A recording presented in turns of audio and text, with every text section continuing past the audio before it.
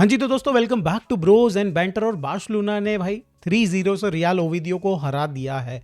No surprises over here. Top most team bottom most team को हरा देती तो कोई बहुत बड़ी बात यहाँ पे है नहीं। डेफिनेटली यहाँ पे थोड़ा नाराज हैं बारसा फैंस फर्स्ट हाफ को देख के, जिस तरीके की परफॉर्मेंस उन्होंने दिखाई यहाँ पे टीम ने दिखाई। बट जो सेकेंड हाफ में चेंजेस हुए और उनका जो इफेक्ट दिखा, तुरंत 3 गोल आया और भाई उसके बाद स्टोरी खत्म हो गई, कहानी खत्म हो गई, गेम खत्म हो गया। तो यस दोस्तों, इस गेम के ऊपर हम लोग थोड़ा डिटेल में बात करेंगे, कौन से प्लेयर्स हैं जिन्होंने मुझे इंप्रेस किया, हम लोग उसके ऊपर बात करेंगे। एंड देन भाई हम लोग बारसा अपडेट्स शेयर करने वाले हैं, जो लास्ट पार्ट होगा वीडियो में उसमें आपके साथ। तो प्लीज़ आखिरी तक वीडियो को देखिएगा। हम लोग स्टार्ट करते हैं यहाँ पे गेम के साथ। सबसे पहले मैं बात करना चाहूँगा जो प्लेयर पे most of the Barca fans की नज़रें थी, वो है कसाडो। आई नो कई लोग बोलेंगे कि लामिन यमाल, कई लोग बोलेंगे रफीनिया। नहीं भाई, आई थिंक जो ट्रू बार्सिलोना फैंस है उनको पता है कि भाई कसाडो की वैल्यू कितनी ज़्यादा है इस टीम के अंदर। और ऐसे में जब वो परफॉर्म नहीं कर रहा और ऐसे में जब उसके रूमर्स आ रहे कि वो बारसा को छोड़ के जा सकता है, एवरीवन वांट कि भाई उसको एक चांस मिले, उसको लगातार 4-5 गेम्स का चांस मिले जहाँ पे वो प्रूव करे कि भाई he is part of this team, भाई ही कैन प्रूव उसका फुटबॉल। और उसको वही चांस मिला है इस समय पे। पेड्री बाहर है 4-5 गेम्स के लिए, 1 महीने के लिए बाहर है। कसाडो एंड बर्नाल को वो चांस मिलने वाला है, क्लियरली दिख रहा है, जहाँ पे उनको अपनी फुटबॉल दिखाने का मौका मिलेगा। कल के गेम में कसाडो ने दिखाया, पिछले 2-3 गेम्स में कसाडो उतने अच्छे नहीं दिख रहे थे। ऐसा लग रहा था कि भाई यस भाई, वो कहीं ना कहीं टीम एक लेवल पे परफॉर्म कर रही है, कसाडो एक अनदर लेवल पे परफॉर्म कर रहे हैं, उनकी क्वालिटी कहीं ना कहीं डाउन है। बट कल के गेम में कसाडो वॉज डूइंग एवरीथिंग जो कि उनसे हमें उम्मीद रखते हैं हम लोग। हम देख रहे हैं कि कंसेलो आगे जा रखा है तो उसके लिए डर्टी वर्क कर रहा है कसाडो। यहाँ पे रिकवरी रन्स बना रहा है, बॉल विन कर रहा है, इंटरसेप्शंस डाल रहा है, कुछ क्रूशल पासेस डाल रहा है। इनफैक्ट जो लामिन यमाल वाला जो 3rd गोल आया था भाई, उसमें भी डायरेक्टनेस ऑफ कसाडो काम आई। तुरंत उसने बॉल उसके पास छाती पे ली, उसने नीचे उतारी और तुरंत भाई ऑल्मो को बॉल दिया। ऑल्मो ने भाई एक बहुत प्यारा क्रॉस डाला। लामिन यमाल का फिनिशिंग वॉज सुपर्ब, राइट। तो यहाँ पे कसाडो कल के गेम में बहुत ही बढ़िया खेलते हुए नजर आए। But the thing is we also need to consider कि भाई कल जो सामने टीम थी वो थी आपकी worst team of La Liga. तो यहाँ पे कसाडो को ऑल्दो उसने कल परफॉर्म किया, प्रूव किया, बट अब उसको उन टीम्स के अगेंस्ट भी परफॉर्म करना, प्रूव करना पड़ेगा जो कि थोड़ी सी हायर लेवल पे खेल रही है इस समय पे फुटबॉल, विच आई थिंक भी कसाडो प्रूव कर सकता है। अगर वो प्रूव करता है और by the end of this season अगर वो जाता भी है छोड़ के, तो भाई उसकी वैल्यू जो है थोड़ी सी एटलीस्ट एक रीजनेबल अमाउंट की हमें मिल सकती है। बट यस भाई, कल के गेम में मुझे कसाडो काफ़ी इंप्रेस किया और देख के लगा कि हाँ, हम लोग कसाडो जैसे प्लेयर्स को, कंसेलो जैसे प्लेयर्स को हम लोग यूज़ कर सकते हैं एटलीस्ट भाई इस तरीके की टीम्स के अगेंस्ट जो मतलब ला लीगा में second part of the table में खेल रही हैं। अब हम लोग बात कर लेते हैं यहाँ पे भाई रफीनिया साइड, क्योंकि कसाडो कल खेल रहे थे, पेड्री मिसिंग थे, तो लेफ्ट साइड में यार काफ़ी गेम क्रिएटिविटी वाइज डेड सा लग रहा था। रफीनिया नहीं कर पा रहे थे बिकॉज ऑब्वियसली उनको बॉल्स भी उस तरीके की नहीं मिल रही थी जो मिलनी चाहिए थी। कसाडो देखो, player definitely कसाडो is very good, but अगर बात आती है क्रिएटिविटी की तो उतनी ज़्यादा जो पेड्री यहाँ पे दिखाता है उतनी तो है नहीं। एंड दैट इज़ वाई यहाँ पे हमारा पूरा लेफ्ट विंग स्ट्रगल कर रहा था। कंसेलो डेफिनेटली यहाँ पे हेल्प कर रहे थे रफीनिया को। अब देखो दोस्तों, मैं यहाँ पे रफीनिया को इसलिए पॉइंट आउट कर रहा हूँ बिकॉज भाई मैं उनसे उम्मीदें रखता हूँ बहुत ज़्यादा हाई। मैं एक्सपेक्ट करता हूँ कि भाई उसके एंड से भाई गेम में हमेशा भाई चांसेस क्रिएट हों, हमेशा भाई वहाँ से एटलीस्ट भाई शॉट्स तो अटेम्प्ट आए उसकी तरफ से। और कल के गेम में उसको जो जिस तरीके से पासेस नहीं मिल रहे थे तो थोड़ा स्ट्रगल उसके एंड पे रहा। बट देन भाई सेकेंड हाफ में बंदे ने भाई जो भी मतलब फर्स्ट हाफ की परफॉर्मेंस थी उसको रिडीम किया। उसने खुद बॉल बनाई है लिटरली भाई, उसने इतना तगड़ा प्रेस किया है। अगर आप इस पिक्चर को देखें, जो बॉल यहाँ पे प्लेयर जो पास कर रहा है डिफेंडर को, भाई उसके सोचने से पहले, उसके पास करने से पहले रफीनिया की प्रेस वाली रन बन चुकी थी। जब तक उसने पास किया तब तक तो रफीनिया भाई अपना फुल पेस पकड़ चुका था, और जब तक डिफेंडर के पास बॉल आई तब तक रफीनिया उस बॉल को लेके जाके भाई गोलकीपर के साथ 1-on-1 में, और क्या ही फिनिश किया, चिप भाई, क्रेजी फिनिश भाई रफीनिया की यहाँ पे। तो भाई कुल मिला के मतलब रफीनिया का गेम पहले हाफ में अल से थोड़ा सा कम रहा, बट देन भाई सेकंड हाफ में काफ़ी मैसिवली भाई उसने देखा कि मेरी लिमिटेशन है, कि मेरे को चाहिए भाई पीछे से एक ऐसा प्लेयर जो मेरे को फाइंड कर सके, और अगर नहीं मिल रहा है तो मैं एटलीस्ट प्रेस करके कुछ तो करूँ। और उसने वही किया भाई सेकंड हाफ में। ऑब्वियसली यहाँ पे 2 बड़े गलतियाँ रही यहाँ पे सामने वाली टीम की। पहला गोल एंड सेकंड गोल दोनों उनकी गलतियों से है, बट यहाँ पे जो सेकंड गोल पर्टिकुलरली अगर आप देख रहे हैं रफीनिया वाला, तो भाई यहाँ पे हमने फोर्स किया है उनको। अब हम लोग बात कर लेते हैं ऑल्मो के बारे में। भाई ऑल्मो अगेन भाई एक बहुत ही कंट्रोवर्शियल टॉपिक है इस समय पे, क्योंकि यहाँ पे भाई ऑल्मो के बारे में जैसे ही आप बुरा बोलते हो तुरंत बंदा भाई गोल मार देता है, मुंह बंद कर देता है। पहला हाफ थोड़ा यहाँ पे ऑल्मो का अंडर परफॉर्म किया उन्होंने, और भाई मैं क्रिटिसाइज भी कर रहा था इस चीज़ के लिए उनको स्ट्रीम पे। यहाँ पे मुझे लगता है भाई सबसे ज़्यादा अगर पेड्री के बाद अगर कोई एक प्लेयर है जिसको उस रोल में हम खिला सकते हैं वो है ऑल्मो। एंड भाई यहाँ पे फिर उम्मीदें हमारे फैंस की बढ़ जाती हैं, और अगर ऐसे में आप स्ट्रगल कर रहे हो थोड़ा सा बॉल को कंट्रोल करने में, गेम को कंट्रोल करने में, देन भाई थोड़ा सा प्रॉब्लम लग रही थी। बट जो सेकंड हाफ में बंदे ने किया भाई, पहले तो एक क्रेजी सा गोल मारा भाई, बड़ा सा टेढ़े एंगल में भाई, एकदम फार पोस्ट में उसने फिनिश किया, विच इज़ भाई अगेन बहुत टफ होता है दोस्तों। दो तीन यहाँ पे डिफेंडर्स थे, गोलकीपर था, फिनिश वो वाला जो उसने किया भाई क्रेजी फिनिश था। दैट टेल्स यू कि भाई वो बंदा मतलब ऑफेंसिवली अगर उसको अगर राइट स्पेस मिल जाए, राइट टाइम मिल जाए शॉट लेने का, वो क्लिनिकल है। सेकंड गोल जो ज़्यादा इंप्रेसिव है दोस्तों, जहाँ पे भाई उसने आपका यहाँ पे लामिन यमाल के लिए बॉल बनाई, बॉल बहुत प्यारी बनाई थी बट वो थोड़ी पीछे चली गई, जिसको भाई फिनिश भाई लामिन ने अलग ही लेवल पे किया, उसके हम लोग थोड़ा डिटेल में बात करेंगे आगे। बट यस भाई दो यहाँ पे जीए के साथ इस गेम को फिनिश किया, एक गोल एंड असिस्ट भाई, ऑलमोस्ट क्रेजी भाई, ऑलमोस्ट क्रेजी। जब भी उसका भाई फॉर्म रहता है तो मतलब भाई he will be best CAM भाई। अभी हम फरमीन की बात कर रहे हैं, बट अगर ऑलमो का फॉर्म रहेगा दोस्तों तो भाई he will be best cam in the world भाई। He is on that level भाई, मतलब ठीक है ऑब्वियसली मूसेला भी है and there are other players also, but consistency wise भाई अगर आप देखें तो ऑल्मो भाई, अगर अभी आप देखो तो 9 गेम्स 6 गोल लगातार भाई, दैट इज़ क्रेजी भाई, दैट इज़ क्रेजी। अगर आप मेरे को यहाँ पे लग रहा है भाई, मेरे को लग रहा है शिवांग भाई ने यहाँ पे शेयर किया था हमारे को, जहाँ पे भाई वो बता रहे हैं कि 15 पॉइंट्स 12 to 15 पॉइंट्स बार्सिलोना को भाई यहाँ पे ऑल्मो ने जिताया है, उसके क्रूशियल गोल्स ने जिताया, चाहे वो विनिंग गोल्स हों, चाहे वो भाई इक्वलाइजर्स हों, चाहे वो ऐसा गोल आया हो जो कि मतलब 0-0 पर बैठे थे और वहाँ से फिर उसने इनिशिएट किया गोल्स करके।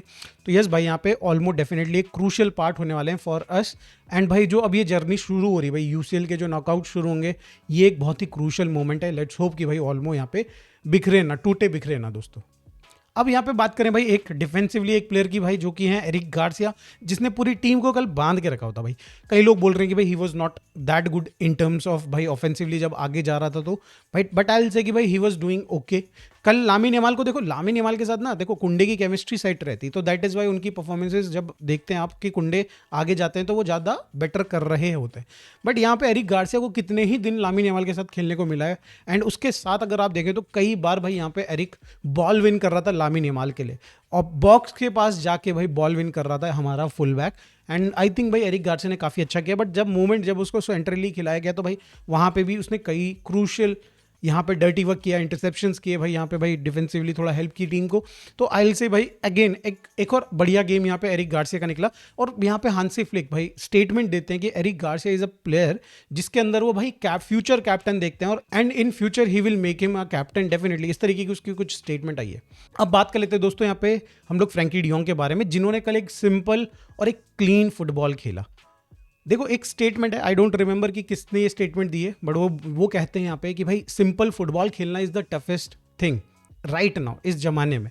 और यहाँ पे फ्रैंकी डियोंग वो सबसे मुश्किल काम कर रहे हैं कि भाई सिंपल फुटबॉल खेलो, बॉल तुम्हारे पास आए, ट्राई करो कि उसको सही जगह पे पास करो, ट्राई करो कि उसको बॉल को लूज ना करो, और ट्राई करो कि अगर भाई आपके ऊपर अटैक हो रहा है तो भाई एटलीस्ट सबसे क्लियर ऑप्शन को पास करो। और ये सारी चीज़ें कल फ्रैंकी डियोंग ने बहुत प्यार से करी भाई, उससे बॉल छीन पाना इम्पॉसिबल है भाई, इम्पॉसिबल है।